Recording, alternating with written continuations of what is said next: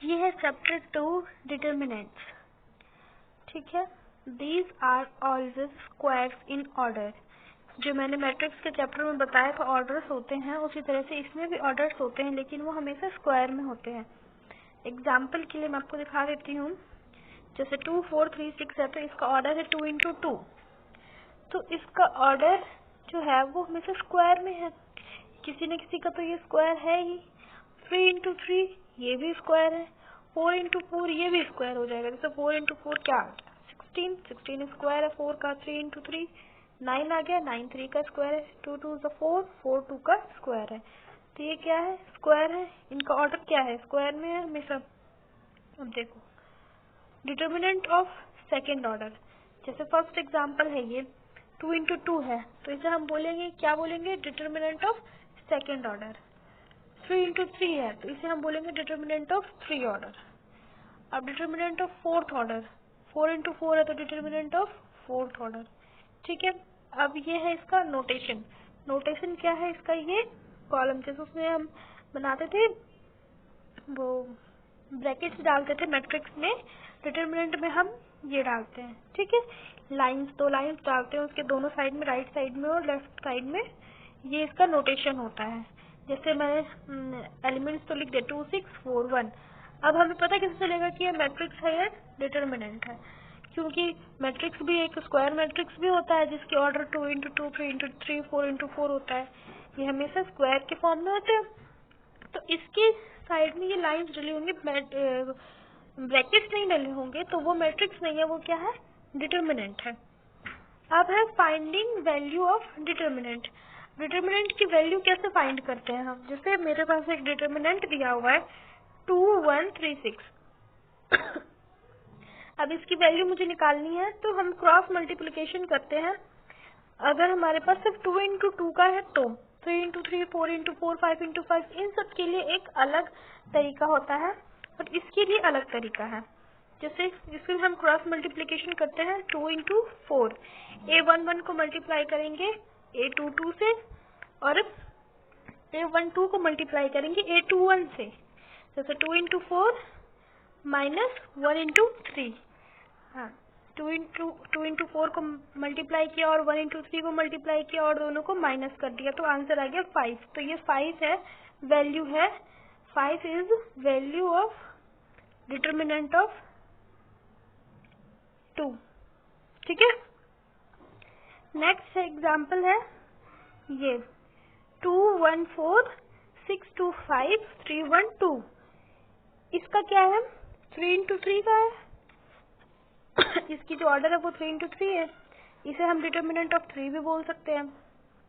अब इसमें क्या करते हैं हम, पहले इसमें तो क्रॉस मल्टीप्लिकेशन करते थे, लेकिन इसमें क्रॉस मल्टीप्लिकेशन नहीं कर सकते हैं क्योंकि 2 2 2 है, फिर 4 2 3 है, और फिर ये 6 1 5 1, ये तो बच ही गया। तो इसके लिए एक अलग तरीका होता है। सबसे पहले जो ये इसके ड्रॉ है और जो कॉलम है, इसको हम प्लस माइनस में कर देते हैं। इसमें हमें एक्सपेंडिंग करना पड़ता है। जैसे हमने यहाँ एक्सपेंडिंग किया है फर्स्ट रो से, किसी भी रो से किसी भी कॉलम से हम एक्सपेंड कर सकते हैं। किसी भी एक रो से या फिर किसी भी एक कॉलम से एक्सपेंड करना है। यहाँ पर हमने फर्स्ट रो से एक्सपेंड किया है 2 1 4, ये हमारी फर्स्ट रो है। ठीक है, तो जो रो वाइज अगर हम देखें तो जो रो का जो ये फर्स्ट रो का जो फर्स्ट नंबर है वो प्लस में आएगा, सेकंड माइनस में आएगा और थर्ड कॉलम जो है वो हमेशा प्लस में आता है। तो हम बीच में माइनस करते हैं हमेशा। जैसे यहाँ पर हमने माइनस किया ना 2 × 4 -1 × 3, यहाँ पर उसी तरह से इसमें भी है। एक्सपेंड किया है हमने फर्स्ट रो से, तो फर्स्ट रो में फर्स्ट नंबर क्या है, 2 है। 2 को हम मल्टीप्लाई करेंगे। अगर मैंने ये लिया है 2 लिया है, यहाँ पर मैंने 2 लिखा है, तो ये 2 की जो रो है और इसकी जो कॉलम है इसको छोड़ देंगे हम। बचा क्या मेरे पास 2 5 1 2, इसको हम डिटर्मिनेंट का नोटेशन डाल के उसमें लिख देंगे 2 5 1 2। ठीक है, पहले लिख लेते हैं इसको। फिर उसके बाद क्या है, -1 है। ठीक है, -1 लिखा मैंने। अब -1 में क्या है, -1 सेकंड कॉलम में आ रही है और रो इसकी फर्स्ट ही रहेगी क्योंकि हम फर्स्ट रो से एक्सपेंड कर रहे हैं। तो इसकी फर्स्ट रो और सेकंड कॉलम को छोड़ देंगे, तो क्या बचा 6 5 3 2। इसको अब हम डिटर्मिनेंट के एंटर में लिख देंगे 6, 5, 3, 2।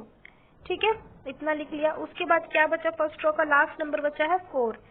4 प्लस 4 लिख देंगे यहाँ पर अब, क्योंकि वो प्लस का ही है तो प्लस 4 लिख देंगे। ठीक है, अब प्लस 4 लिखा है तो इसमें क्या है, 4 है। 4 थर्ड कॉलम में आ रहा है और फर्स्ट रो में है, तो फर्स्ट रो और थर्ड कॉलम को छोड़ के बचा क्या है, 6, 2, 3, 1। 6, 2, 3, 1 बच गया।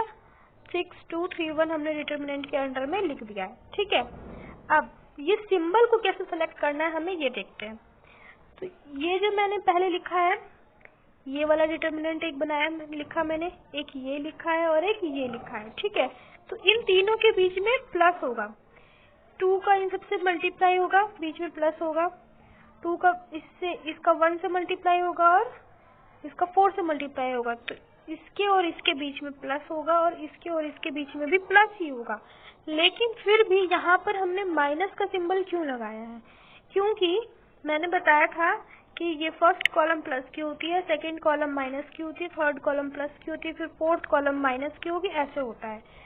तो ये 1 किस में है, सेकंड कॉलम में है, और ये यहाँ प्लस होना था लेकिन ये तो माइनस का है, तो प्लस माइनस माइनस होता है, तो यहाँ पर हमने माइनस कर दिया है। अब नेक्स्ट, जैसे हमने इसमें किया था वैसे ही इसमें भी करना है। अब 2 क्रॉस मल्टीप्लीकेशन करेंगे, 2 2 जा 4, 5 1 जा 5, तो ये आ गया 4 - 5 और 2 से तो मल्टीप्लाई करना ही है। उसके बाद 6 2 जा 12 माइनस 5 3 जा 15 और 1 से मल्टीप्लाई करना है। प्लस 4 है तो प्लस 4 लिख देंगे, 6 1 जा 6 और 3 2 जा 6, दोनों को माइनस कर देंगे। तो 4 - 5 -1 आ गया, 12 - 15 -3 आ गया, 6 - 6 0 आ गया। तो जब -1 को 2 से मल्टीप्लाई करेंगे -2 आ गया, -1 को -3 से मल्टीप्लाई करेंगे प्लस का 3 आएगा और 4 को 0 से मल्टीप्लाई करेंगे तो 0 आ जाएगा। -2 + 3 1 आंसर आ जाएगा। तो डिटर्मिनेंट ऑफ 4 क्या आ गया, 1 आ गया। मतलब कि 4 × 4 है तो 4 ही बोलेंगे ना। डिटर्मिनेंट ऑफ 4th ऑर्डर, मतलब कि जो ये हमारे पास डिटर्मिनेंट दिया हुआ था, मान लो इसको ए बोल दिया हमने। ठीक है, डिटर्मिनेंट ए = ये है दिया हुआ, तो डिटर्मिनेंट ऑफ ए इज 1। ठीक है, डिटर्मिनेंट को हम इस ट्रायंगल से भी डिनोट करते हैं। ये डिटर्मिनेंट का सिंबल दिया हुआ है, इसको हम इससे भी डिनोट करेंगे, तो इसको हम ट्रायंगल 1 भी लिख सकते हैं, तो हमें पता चल जाएगा कि इसका डिटर्मिनेंट है। अब हमने फर्स्ट रॉ से एक्सपेंड किया था, अब मैं कॉलम से भी एक्सपेंड करके दिखा देती हूँ। दिखाया है मैंने यहाँ पे, थर्ड कॉलम से हमने एक्सपेंड किया है। थर्ड कॉलम में क्या है, +4 - 5 +2, तो +4 - 5 +2 लिख दिया है मैंने यहाँ पर। अब देखो +4 है, ये +2 कहाँ से आ गया, हाँ सॉरी, +4 है तो 4 थर्ड कॉलम में है, तो और फर्स्ट रो में है, तो फर्स्ट रो थर्ड कॉलम को छोड़ के 6 2 3 1 है, 6 2 3 1 लिख दिया। यहाँ पर फिर 5 है, तो 5 सेकंड रो और थर्ड कॉलम को छोड़ देंगे तो 2 1 3 1 बचा, 2 1 3 1 लिख दिया हमने। ये 2 थर्ड रो में है और थर्ड कॉलम में है, तो थर्ड रो थर्ड कॉलम को छोड़ के बचा 2 1 6 2, 2 1 6 2 लिख दिया हमने। उसके बाद 6 1 6 3 2 6, दोनों को माइनस कर देंगे। उसके बाद 2 1 2 और 3 1 3, दोनों को माइनस कर देंगे। 2 2 4 और 6 1 6, 4 - 6, मैं दिखा देती हूँ अच्छे से।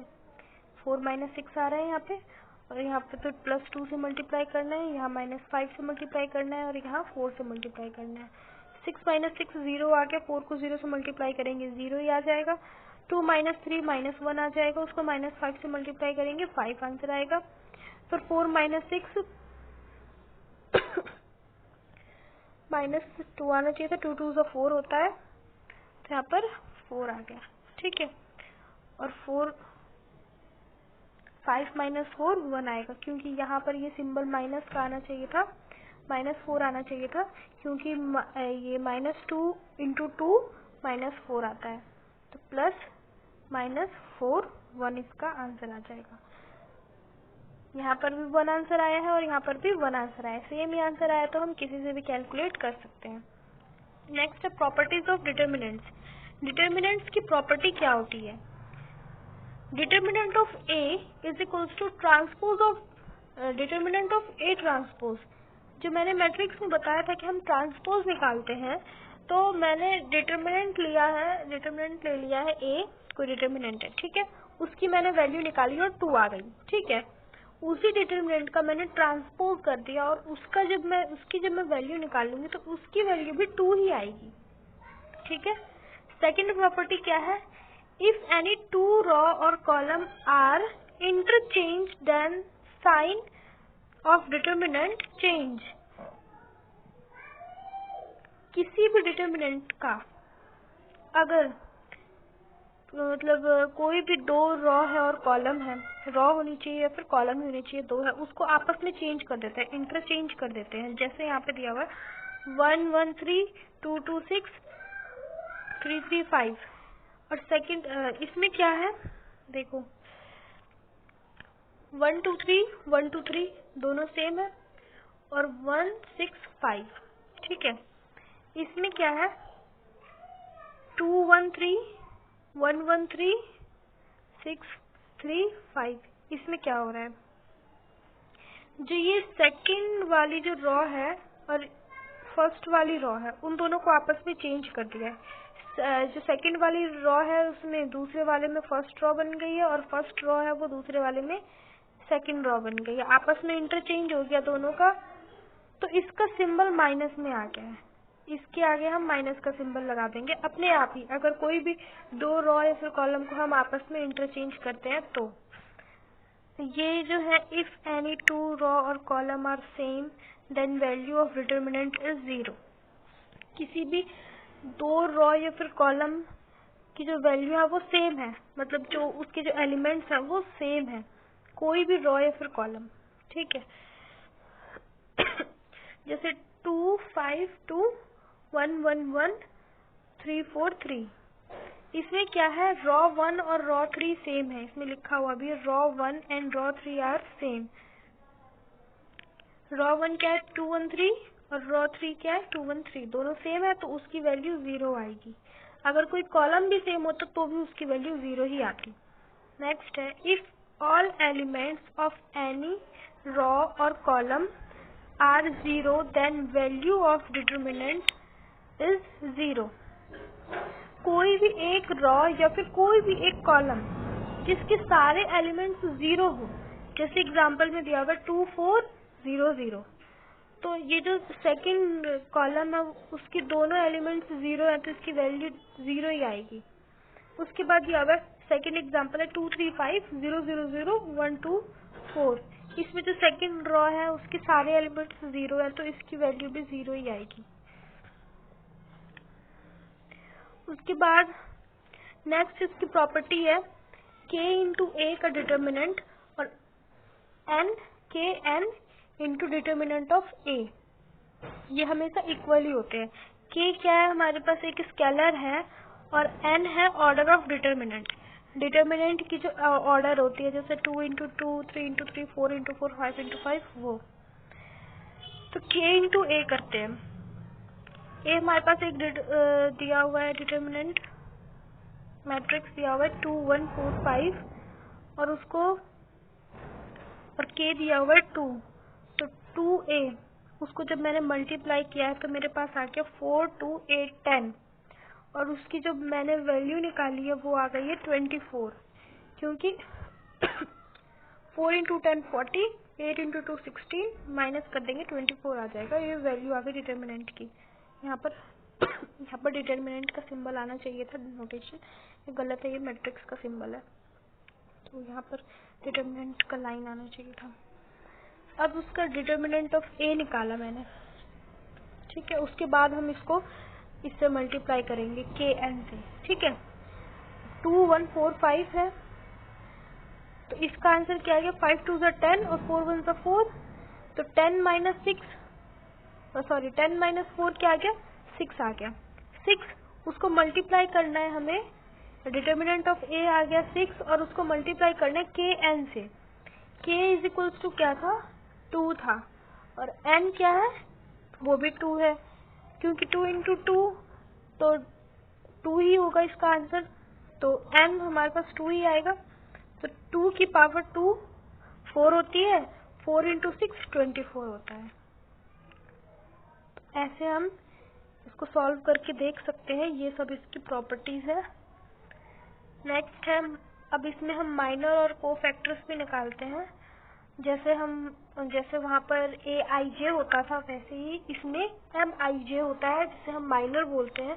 उसके बाद aij जो कोफैक्टर होता है उसको हम कैपिटल A से डोनेट करते हैं। उसका नोटेशन कैपिटल aij होता है, उससे हम समझ जाते हैं कि ये इसका कोफैक्टर है।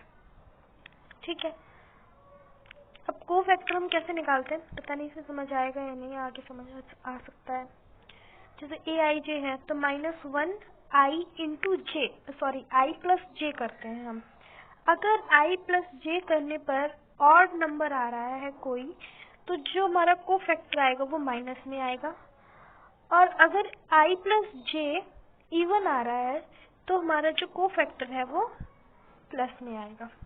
एक एग्जांपल देख लेते हैं, मैट्रिक्स दिया हुआ है 2 1 4 6 का। तो M11 जैसे A11 होता था तो A11 2 है, लेकिन यहाँ पर M11 2 नहीं होगा, M11 6 होगा। क्योंकि हम M11 देख रहे हैं। तो A11 2 है, तो 2 जिस रो में और कॉलम में है उसको छोड़ देते हैं, और जो बच जाता है वो उसका M11 हो जाता है। तो हमने ये 2 है, फर्स्ट रो है और फर्स्ट कॉलम है, तो फर्स्ट रो फर्स्ट कॉलम को छोड़ देंगे, 6 बचा, तो M11 6 हो गया। ऐसे ही M12 4 हो गया, M21 1 हो गया और M22 2 हो गया। अब हम इसका कोफैक्टर निकालेंगे। तो कोफैक्टर कैसे निकालते हैं, कोफैक्टर को हम A11 से डिनोट करते हैं। तो A11, तो इसमें i है 1 और j भी है 1, 1 प्लस 1 2 होता है, और 2 एक इवन नंबर है, इसलिए इसका कोफैक्टर +6 होगा, -6 नहीं होगा। उसके बाद A12, 2 प्लस 1 3 होता है, और 3 ऑड नंबर है, तो इसका आंसर आएगा -4। फिर A21, ये भी एक ऑड नंबर है, तो इसका भी आंसर आएगा -1। और A22, ये भी एक ऑड नंबर है, सॉरी ये तो एक इवन नंबर है, इसलिए इसका तो 2 ही आएगा। ठीक है, अब इसी कोफैक्टर से हम एडजॉइंट ऑफ A भी निकाल सकते हैं। ये जो मैट्रिक्स दिया हुआ है उसका एडजॉइंट भी निकाल सकते हैं। जो ये कोफैक्टर्स है उसी का हम मैट्रिक्स बना देते हैं। A11 की जगह A11, A12 की जगह A12 लिख देते हैं, जैसे 6 A12 -4, A21 -1 है तो -1 लिख देंगे, और ये 2 है तो 2 लिख देंगे। तो ये, और फिर इसका ट्रांसपोज करना पड़ता है। इसका ट्रांसपोज करने पर क्या आया है, 6 -1 -4 और 2। तो ये 6 -1 -4 और 2 इसका एडजॉइंट हो गया। एडजॉइंट ऑफ A इज 6 -1 -4 और 2। अब अगर मुझे इसका इनवर्स निकालना है, A इनवर्स, तो A इनवर्स का फॉर्मूला होता है one by determinant of A into adjoint of A। तो डिटर्मिनेंट ऑफ A क्या है, 8 है। 6 2 12 और 4 1 4, और 12 - 4 8 आता है। तो 1/डिटर्मिनेंट ऑफ A क्या आ जाएगा, 1/8 आ जाएगा। और एडजॉइंट तो हमने निकाला ही था, वही लिख देना यहाँ पर मल्टीप्लाई में, फिर उसके बाद इसको सॉल्व करके आंसर आ जाएगा। ये हम आगे कर लेंगे। अब इसमें एक इम्पॉर्टेंट चीज आती है, क्रैमर्स रूल। क्रैमर्स रूल में इक्वेशन दी हुई होती है हमारे पास, linear equation A1x plus B1y is equals to C1, A2x plus B2y is equals to C2। अब इसमें हम डिटर्मिनेंट निकालते हैं। डिटर्मिनेंट निकालेंगे हम, उसमें A1 B1 A2 B2 लिखेंगे, और डिटर्मिनेंट 2 निकालेंगे A1 A2 C1 C2। ये जो D निकाला है हमने, इसमें हम A और B को लेंगे, ठीक है। और जब D1 निकालेंगे हम, तो इसमें हम फर्स्ट कॉलम को छोड़ देंगे, उसकी जगह हम C1 और C2 को लिखेंगे। जैसे है ना, यहाँ पर A1 है और A2 है, तो इसमें हम क्या करते हैं, C1 और C2 लेते हैं और B1 B2 लेते हैं। D1 में हम फर्स्ट कॉलम को छोड़ देते हैं। अब जब हमें D2 निकालना है तो इसमें हम सेकंड कॉलम को छोड़ देंगे और first column as it is रहेगी। ठीक है, जब हम इसको सॉल्व करेंगे तो उस टाइम हमें इन चीजों का ध्यान रखना है। जब हमने D का डिटर्मिनेंट निकाला है, 1 और 2 की बात नहीं कर रही हूँ मैं, D का डिटर्मिनेंट निकाला है और वो 0 के इक्वल नहीं है तो उसका सॉल्यूशन यूनिक होगा और कांस्टेंट होगा। ठीक है, जब D इक्वल्स टू 0, जब वो 0 के इक्वल होगा तो हम क्या करेंगे, D1 निकालेंगे, D2 निकालेंगे, जो कि 0 के इक्वल नहीं हुआ अगर, तो उसका सॉल्यूशन ही नहीं होगा। ठीक है, अब अगर D 0 आ गया है और D1 भी 0 आ गया है और D2 भी 0 आ गया है तो उसका आंसर है इन्फिनिटी सॉल्यूशन। उसके पास बहुत सारे सॉल्यूशंस होंगे तो, लेकिन हमें तो कोई एक ही सॉल्यूशन चाहिए, इसलिए हम put any one variable is equals to k। किसी भी एक वेरिएबल को हम k के इक्वल पुट कर देंगे और बाकी के वेरिएबल को कैलकुलेट कर लेंगे तो हमारा आंसर आ जाएगा। एक क्वेश्चन दिया हुआ है यहाँ पर, उसे सॉल्व करके किया है मैंने, दिखा रही हूँ। जैसे डिटर्मिनेंट ऑफ a दिया हुआ है 1 2 0 -1 3 -1 4 1 -2 0 -3 3 4 3 1 2। इसका मुझे डिटर्मिनेंट निकालना है तो मैंने 2 इंटू 2 का डिटर्मिनेंट निकालना बताया था और 3 इंटू 3 का डिटर्मिनेंट निकालना बताया था, लेकिन यहाँ पर 4 इंटू 4 का डिटर्मिनेंट आ गया है तो इसको कैसे निकालेंगे। इसको निकालने के दो तरीके होते हैं, एक तो हम इस ऑपरेशन के थ्रू भी निकाल सकते हैं जो मैंने इसमें दिखाया हुआ है, और एक जो हमने 3 इंटू 3 का डिटर्मिनेंट निकाला था उसकी तरह भी निकाल सकते हैं, लेकिन जो प्रोसेस उसमें हमने एक बार किया था वही प्रोसेस हमें इसमें 2 बार करना पड़ेगा तो हमारा वो आ जाएगा। तो वो बहुत इजी है, वो आप लोग खुद भी करके देख सकते हैं। ठीक है,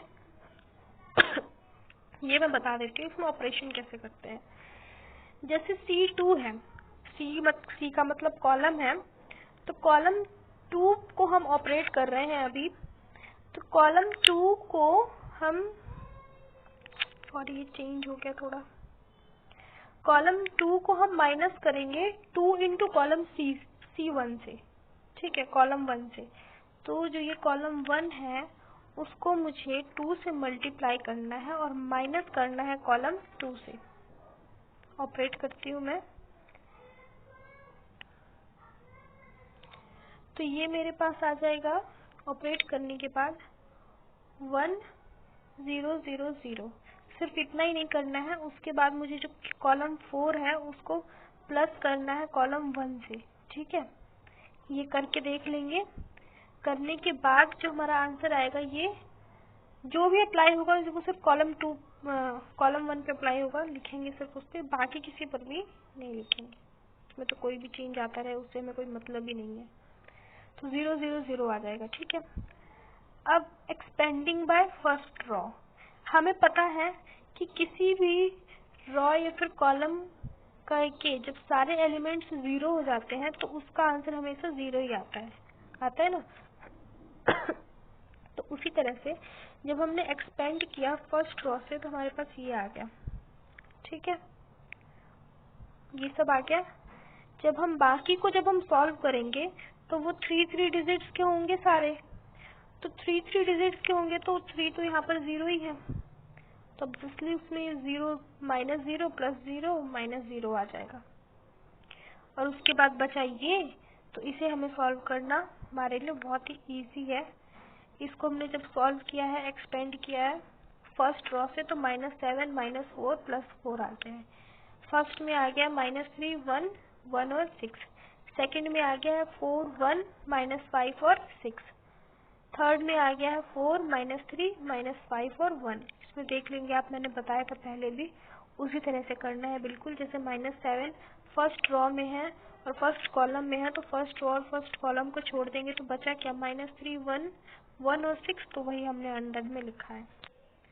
फिर 6 को -3 से मल्टीप्लाई करेंगे तो -12 आएगा और 1 को 1 से मल्टीप्लाई कर देंगे तो 1 ही आ जाएगा। तो -12 में 1 को माइनस करेंगे तो माइनस माइनस प्लस होता है और 12 + 1 -13 हो जाएगा। ऐसे ही जब हमने इन सब दोनों को भी सॉल्व किया है तो टोटल सॉल्व करने के बाद आया है -18.1। ठीक है, उसको मैंने इस 1 से मल्टीप्लाई भी किया है। अगर यहाँ पर 2 होता लिखा हुआ, यहाँ पर अगर 2 होता तो -18.1 को हम इस 2 से भी मल्टीप्लाई कर देते और फिर -0 +0 -0, इसका तो कोई फर्क ही नहीं पड़ता। तो डिटर्मिनेंट ऑफ ए क्या आ गया, -18.1। ऑपरेशन करके हमने इसको 0 इसीलिए किया था ताकि हमें इसको सॉल्व करने में आसान हो जाए, वरना इसी प्रोसेस को, जो प्रोसेस हमने इसके लिए किया है, वही प्रोसेस हमें सबके लिए करना पड़ जाता और फिर काफी बड़ा हो जाता।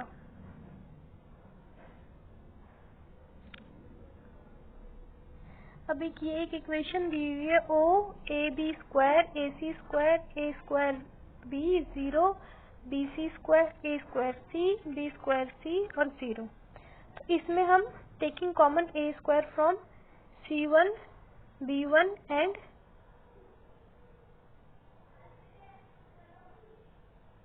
C3 है शायद, हाँ C3।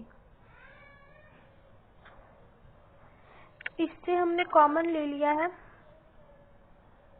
C1 से कॉमन लिया है B2 को, यहाँ कॉमन लिया है, A² B² और C² को कॉमन लिया है। ठीक है, फिर उसके बाद बचा क्या, A² को कॉमन लिया है और B² को कॉमन लिया है और C² को कॉमन लिया है। अब जब A² B² C² को कॉमन लिया तो बच गया A0 AA A0 B C 0। ये रहा 0 AA A² और C² को तो कॉमन ले लिया है, A² को कॉमन ले लिया, B बचा 0, C² को कॉमन ले लिया, B बचा, A² को कॉमन ले लिया, C बचा, B² को कॉमन ले लिया, C बचा और यहाँ पर 0 बच गया। वही दिखा रहा है इसमें, taking common A from R1 B from R2 C from R3। हमें अब इन सब में से भी कॉमन लेना है। A² B² C² into ABC common ले लिया हमने, तो बचा क्या, 0 1 1 1 0 1 1 1 0। जब इसको मल्टीप्लाई करेंगे तो A³ B³ C³ आ गया और इसका हम डिटर्मिनेंट निकाल देंगे, आंसर अपने आप आ जाएगा। अब जो इक्वेशन दी हुई है उसमें x y z की वैल्यू निकालनी है क्रैमर रूल से। ठीक है, तो x की वैल्यू आएगी d1/d, y की वैल्यू आएगी d2/d, z की वैल्यू आएगी d3/d। ठीक है, और d1 d2 d3 और d निकालने के लिए क्रैमर रूल मैं पहले बता चुकी हूँ अभी इसी वीडियो में। इक्वेशन दी हुई है हमारे पास, x - 3y - 8z = -10, first equation है, ये सेकेंड इक्वेशन है, थर्ड इक्वेशन है। ठीक है, equation having infinity solution, let z = k from equation 1, from equation 2। क्योंकि यहाँ पर जब मैंने सॉल्व किया है तो d = 0 आया, d1 भी 0, d2 भी 0, d3 भी 0 आया है। तो इसका मतलब क्या है कि इसके पास इन्फिनिटी सॉल्यूशन है, लेकिन हमें एक ही सॉल्यूशन चाहिए, तो मैंने z को k के इक्वल रख दिया है। ठीक है, तो क्वेश्चन में जहाँ जहाँ z है वहाँ वहाँ मैंने k लिख दिया है। ठीक है, अब इक्वेशन 4 और 5 हमारे पास नई इक्वेशन आ गई है, x - 3y - 8k = -10। इसका क्या हो गया, x - 3y = 8k - 10, ये हमारे पास फोर्थ इक्वेशन आ गई सिंप्लीफाई करने के बाद। सेकेंड है 3x + y = 4k = 0, sorry minus है ये, -4k = 0। कॉमन ले लिया 3 को, बचा क्या, 3x + y = 4k, 9x + 3y = 12k। ये हमारे पास फिफ्थ इक्वेशन आ गई है। ठीक है, फोर्थ इक्वेशन और फिफ्थ इक्वेशन को हम एलिमिनेशन मेथड से सॉल्व करेंगे, दोनों को हम ऐड कर देते हैं इक्वल करके। एलिमिनेशन मेथड याद होगा जब हमने पढ़ा था पहले की क्लास में, तो उसमें ऐसे ही होता है कि हम किसी भी टर्म को पहले इक्वल कर लेते हैं फिर उसको ऐड करते हैं। ठीक है, तो इसमें भी हमने इक्वल करके ऐड किया है। जो ये इक्वेशन दी हुई थी, ये वाली फोर्थ इक्वेशन और फिफ्थ इक्वेशन दी हुई है, इसको हमने इक्वल किया है पहले। इक्वल करने के बाद क्या आया है, y को हमने इक्वल कर लिया, 3y आ रहा है दोनों में। तो बचा क्या मेरे पास, x is equals to 2k+1। अब 2k+1 बच गया तो हम क्या करते थे, इसको किसी भी इक्वेशन में पुट कर देते हैं। तो 2k+1 को हम किसी इक्वेशन में फोर्थ में या फिर फिफ्थ में पुट कर देंगे। तो यहाँ पर हमने फोर्थ में पुट किया है, x की जगह हमने लिखा है 2k+1। तो फोर्थ इक्वेशन जो थी वहाँ पर 2k+1 लिखने के बाद आया है 2k - 1 - 3y - 8k - 10। 3y को एक तरफ लिख लेते हैं क्योंकि ये अलग है, और 8k - 10 - 2k+1 को ये राइट हैंड साइड में लिख लेंगे। अब -10 + 1 को प्लस माइनस माइनस होता है, 10 में से 1 माइनस करेंगे तो -9 आ जाएगा। तो -3y is equals to 6k -9 आ गया, y is equals to 6k/3। तो y इज इक्वल्स टू आ जाएगा -2k + 3। ये हमारा आंसर आ गया है इसका। ठीक है, अब क्या है एडजॉइंट, तो मैंने बताया ही था, it is the matrix format by transpose of matrix made by cofactors giving matrix. Cofactors से जो हम मैट्रिक्स बनाते हैं उसका जब ट्रांसपोज करते हैं तो वो हमारा एडजॉइंट होता है। प्रॉपर्टीज ऑफ एडजॉइंट, एडजॉइंट की प्रॉपर्टी क्या होती है, a × b, कोई मैट्रिक्स है a और b, दोनों को जब हम मल्टीप्लाई करते हैं और उसके बाद उसका एडजॉइंट निकालते हैं। ठीक है, और दूसरा राइट हैंड साइड में क्या है, b का एडजॉइंट निकाला और a का एडजॉइंट निकाला और फिर दोनों को मल्टीप्लाई किया है। तो राइट हैंड साइड और लेफ्ट हैंड साइड हमेशा इक्वल ही आएगी। ठीक है, नेक्स्ट दिया हुआ है, नेक्स्ट प्रॉपर्टी है, a कोई मैट्रिक्स है और उसका हम एडजॉइंट निकालते हैं और दोनों को मल्टीप्लाई कर देते हैं। ये लेफ्ट हैंड साइड में। राइट हैंड साइड में है, कोई मैट्रिक्स है a, उसको मैंने मल्टीप्लाई किया है a एडजॉइंट से, a एडजॉइंट इंटू a। ठीक है, और एक और साइड है, वो है determinant of a into identity. ठीक है, जब हमने इनको मल्टीप्लाई कर दिया है तो ये जो तीनों साइड है, ये 1 2 3, ये इक्वली आएगी। बस इस चैप्टर में इतना ही है।